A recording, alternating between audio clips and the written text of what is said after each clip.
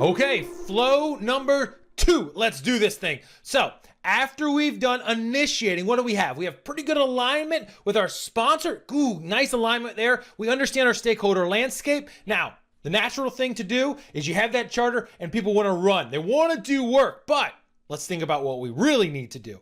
We need to define at a granular, deep level what we're trying to accomplish in this project. What are we going to deliver? What's exactly what we're going to deliver? What's the exact schedule that we're going to follow? How much is it going to cost? So I cleared the deck right here. I want to focus you on the baselines. That's a ginormous flow, okay? And how we understand the flow down to create these 3 baselines: scope, schedule, cost. All right?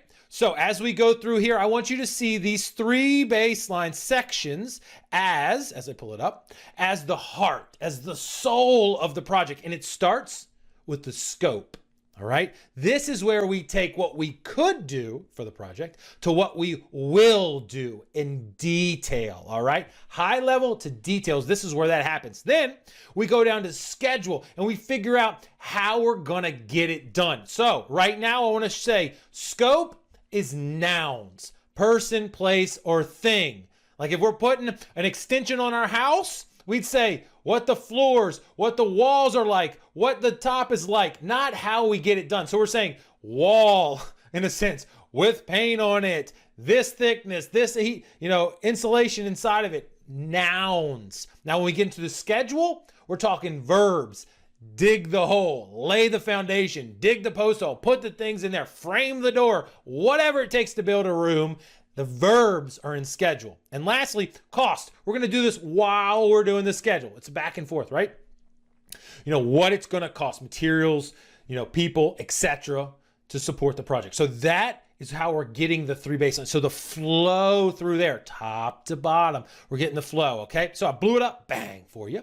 Now, here as we go through here, we're gonna talk about each one of them. Now, when we walked into this game, we have a line with the stakeholders, we know who's playing the game, we have the charter, the high level, what we're gonna do, the scope. Now, what we wanna do now is bring in all those stakeholders and say, what could we do? What could we do for this project? Let's really nail it down, because all these stakeholders, however great they are, they all got opinions. Some opinions are great, some aren't that great, but we got to bring them in for 2 reasons. We want to have the best project that's going to deliver exactly what we need and all the details and know all that. And we also got to start engaging and working with our stakeholders. Great way to do it is working through all the requirements, okay? So the requirements documentation is where this all kicks off in planning.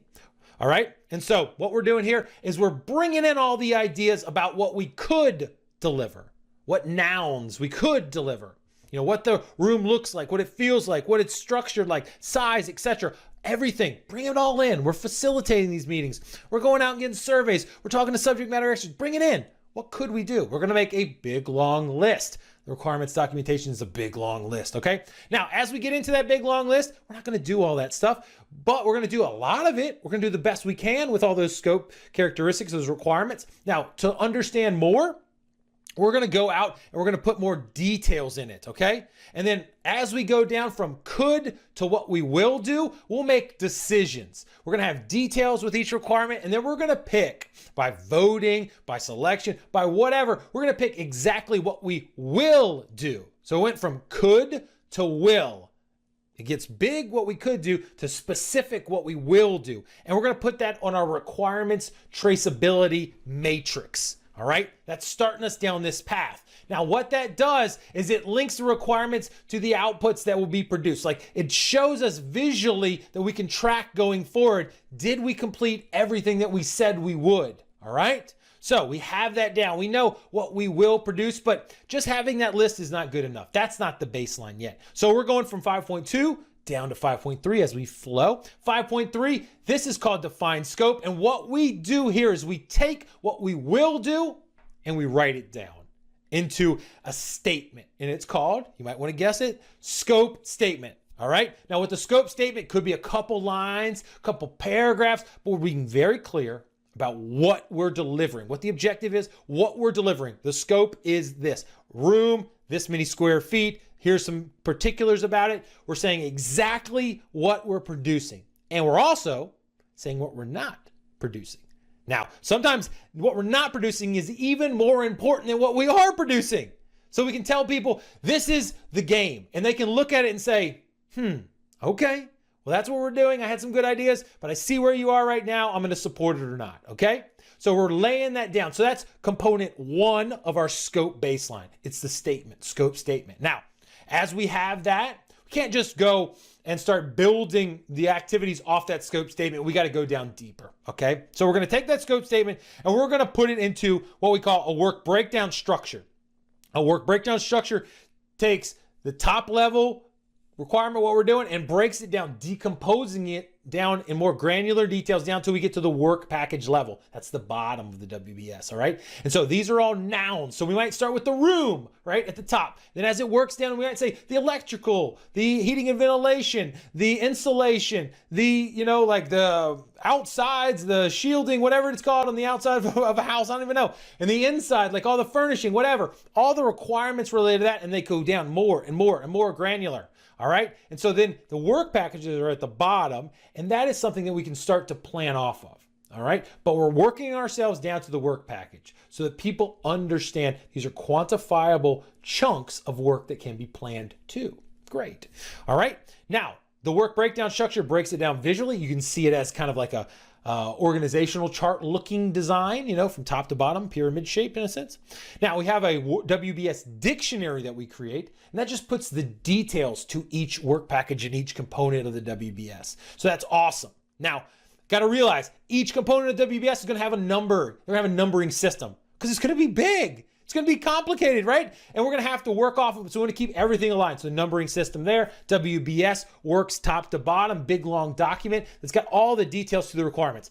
This is the relationship between this, this requirement and another requirement. It needs this kind of special kind of craftsman. Here's some more details to it. Whatever it is, details. That's what we're going through the dictionary. So when we get to the bottom here, we have the scope baseline. We know exactly what we're doing and not doing. We got the scope statement, WBS dictionary. That's what we got. Now, I want you to see a line between 5.4 and 6.2. Now, we're developing the scope baseline, and then our flows, we start kicking off the activities in the cost neighborhood, okay? And we're going to jump over that line, and now we're going to ask ourselves, I know what we're doing, how are we going to do it? All right. How are we going to do it is what we're trying to ask in activities, and how much is that going to cost in cost? So those things play together. So we're starting both those trains, the cost and the schedule at the same time. So what are we going to do? We're going to take those activities down in 6.2. We're going to take the work packages down, and we're going to break it out into activities. We're going to say, hey, we have to produce this work package. It's a specific thing. This is the wiring arrangement or whatever. It's a noun. Okay. Now, how do we get there? And you might ask your subject matter experts, whoever, to say, what are the activities that are going to get us to produce that output, that requirement, okay? That goes into our scope. Now, they're going to make a big, long list of activities. Got to do this. Got to go get, approval from, the permitting people. You got to go buy the equipment. You got to go set it up. You got to go, put the wires in. You got to go test it. You got to get an inspection again. You got to do whatever. You got to put the outside, whatever it takes, all the activities in a row. Think about it. You're listing them out. All right. So what do we do right out? The activity list, big long list of all the activities that take it. Also, you can think of it as stickies on a wall, all the things that have to get done for us to produce this project. All right. Now, as we go into that, there's going to be detail to it. So that's the activity attributes. What's the relationship between this activity and that activity? Do you have to do this one before that one? Or can you do them at the same time? Is there a lead and lag between them? What kind of materials do we need? What kind of resource do we need? All those granular details you get into with the attributes. Awesome. So think about our boa constrictor example, alignment and understanding. We're getting tighter and tighter on what we're actually producing here. That sounds good. Now we have those two things, and we keep going out and saying, hey, I'm sure there's some milestones we got to hit. Got to be done by Christmas. Got to be done by this section of the project by here, whatever. We lay those milestones out so that when we start building our schedule, we can lay those milestones across it to see if they meet the milestones. Awesome. Now, as we go forth, we're going to go down, use all those activities. We know the relationships between things. Now we're going to build the diagram, the schedule. Fancy words for project schedule network diagram. Looks like a Gantt chart. Looks like like lines between the stickies in a sense on the wall, okay? So here we're talking about all the relationships and we're just saying, gotta do this, links into this, then you do these two things, etc., etc. That's the diagram. See it built in your mind. Those activities floating magically into a line with, lines drawn between them. That's what we're doing here, okay? Now, as we do that, we're gonna start to go deeper into our schedule. Now, if you think about the sticky example, we brought the stickies down and we connected them together. What's missing? What's missing with those stickies, those activities? Now, if we look down a little bit deeper, the next process, durations. It says estimate activity duration. So we take duration estimates for all our activities and we start putting them into our schedule. So what's going to happen to the activities, those little stickies? They're going to get bigger or smaller, okay? And as all these things start to go in, all the estimates go into the schedule, the whole schedule is going to flex like an accordion. That's not what an accordion sounds like, but it's going to get bigger and smaller if you see it, right? It might go over those milestones. That's interesting, right? And so every estimate that we do, we're going to have a basis of estimate because someone's going to challenge you. Why did you think that's going to take 2 weeks? Why do you think that one takes a week? What are all the things that you use to make that assertion? Like what kind of method did you use to estimate? So we have a basis of estimates for that duration estimate, okay? Now, a lot of times at this point, our activities are going to go past our milestones or it's not going to be acceptable. Now, as we go through this, we're going to start bringing in our cost and our resources because it's all the same kind of conversation. We can't just have a perfect schedule as far as time. It has to be realistically perfect. Okay. And what realistically perfect means is we bring in the cost aspect and the resource aspect to say, can we actually do this at this cost and at these resources availability? All right. So that's why this schedule section brings in down below this cost section and super down below the resource estimates to bring some color and some detail to make sure it's realistically, perfect. Or perfectly realistic. One of those two different ways to think about it. All right, so as we go to the bottom, we're gonna start challenging our schedule. Do we use these resources? Do we use another sort of resources? Is we gonna do this inside or outside for us?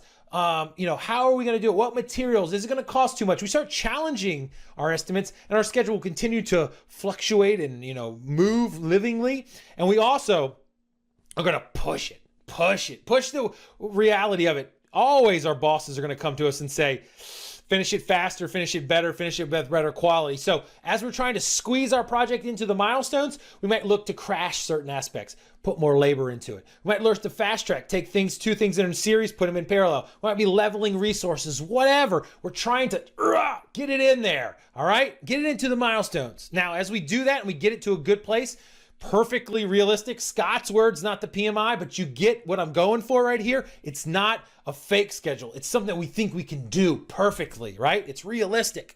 Now, we lock that down. Bang, that schedule. Line in the concrete, just like we had a line in the concrete with scope. Awesome. Now, as we do that, that's what we call our schedule baseline. That official schedule. All the activities laid out. Beautiful. Now, we're also going to have the formal schedule. That's the actual thing that we would print out, hand it to people, say, this is what we're doing, and we're evaluating ourselves every day, okay? Now, inside of that, we know that things are going to happen, right? There's going to be risks. There's going to be things that pop up. Schedules are going to move. People aren't going to show up for work. Things are going to happen. We need to understand the key project calendars, when people are available, when resources are available, so that when we start to move things around, for whatever reason, you can change requests, that we know if they actually are available. That's what the calendar is. It's kind of like your Outlook calendar in your computer, okay? Now, as we go through, we also have the schedule data. Task A starts here, should finish by here, all that granular detail. So we are getting real good. Another squeeze from the anaconda of alignment. This is exactly what we're doing. Now, as we're doing this, we're also doing cost estimates on these activities. So this, section is being layered in to our scheduling, okay? So we're doing cost estimates. And anytime we do estimates, we have a basis of estimates as well, okay? We are trying to figure out what it's going to cost, and we're going to make negotiations. Ooh, we use this material, we use that material, we use this great resource, or we have to downgrade. We're just playing with it to make the schedule happen, all right? Now, lastly, as we go through here, we're going to have a schedule baseline. Now, what I want you to think, or how I want you to think about that is, what is the money that's going to be spent at what time over time, right? And that's all related back to the schedule That's related back to the scope. So the schedule delivers the scope, and then we visualize when we need the money or when the money and value is going to be delivered over time. That's that S curve. All right. So that's where we get the cost baseline. And from that, we're going to know this is when we need the money. So, or we're going to spend the money. This is where we're going to ask the management for the actual capital to be available. So that's the project funding requirements. It's usually that stair step that looks like we're not going to get $1 million in our example the first day, right? We're going to get 150,000, then we're going to get another 200, then whatever. And a lot of times it's built on certain conditions, meeting certain conditions to get the next tranche of cash. So we're going to see both of those things. So you can see how getting from all the way back up to the top here, the requirements of, hey guys, come in, stakeholders, tell us what we could do, to down to like what we will do, line in concrete. Then we start thinking about how are we gonna do it as we go below that line above 6.2, right? So we jump down there, how are we gonna do it? What's it gonna cost? We get that schedule nailed down, boom, that's a baseline. We get the cost baseline, boom, that curve, that's a baseline. And that's super powerful. Why? Because we know exactly what we're going to do. We can put our people to work in a little bit, right? We start building our team, but we can also evaluate ourselves later to see if we are on or off our plan. That's the second biggest thing that we get from our baseline. Are we on or off our plan? That's all that monitoring and controlling is all about. Beautiful. All right, so that's flow number 2. All right, so as we see it right here, we can show, I just want to show you that, boom, we hit that scope baseline. And then think about this, the activities, the costs, the resources. I didn't show it because it's the same kind of conversation. All those things start relatively at the same time. And it's a negotiation between two to get to that perfect schedule, that perfect cost curve. Okay? All right. And deliver, what do we say? Perfectly realistic or realistically perfect. It works both ways, but you get what I'm going for.